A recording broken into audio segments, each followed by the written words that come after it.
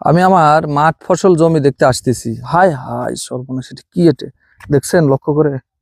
জমির ধারে এই যে কাটা গুলান দেওয়া আছে, এই যে এই কাটা জমির ধারে এই খেজুরের কাটা দিছে এটা লোকজন, যাতে করে এই দিক দিয়ে কেউ না হেঁটে যায়। কিছু অসাধু লোক আছে যারা এই কাজগুলো করে, তার জমির আল দিয়ে হাঁটতে দিবে না। এটার উপরে যদি কেউ যদি পাও দেয় তাহলে সে কিন্তু ক্ষতিগ্রস্ত হয়ে যাবে। এটা প্রচুর বড় কাটা, কিন্তু খেজুরের কাটা।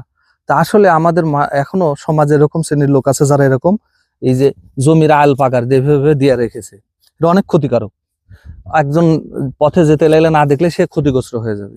তাই এটা যদিও সে দিয়েছে তার ফসল রক্ষা করার জন্য, কিন্তু সেটা মানুষের ক্ষতি করে। এটা আমি তুলে নিলাম।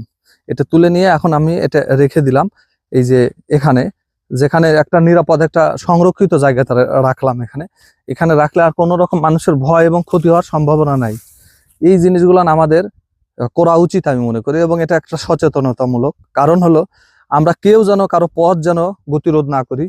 এইভাবে কিন্তু অনেক শিশুরা হাঁটবে এই মাঠ দিয়ে, এই রাস্তা দিয়ে, যার কারণে তার পায়ে কাটা ফুটে যাবে। কাটা ফুটে গেলে সে কিন্তু অনেক বড় ক্ষতিগ্রস্ত হবে, এবং এই ক্ষতির হাত থেকে কিন্তু তার পাওয়ার কোনো সুযোগই নাই। তাই আমাদেরকে অবশ্যই এই জিনিসগুলো লক্ষ্য করতে। দেখেন, এটা একটা জমির আল, এখানে একটা জমি, এখানে একটা জমি, তাহলে এই আল দিয়ে তো মানুষ হাঁটবে, এটাই স্বাভাবিক। কিন্তু তাই বলে কি এই পথের মধ্যে কি আপনি কাটা দিবেন?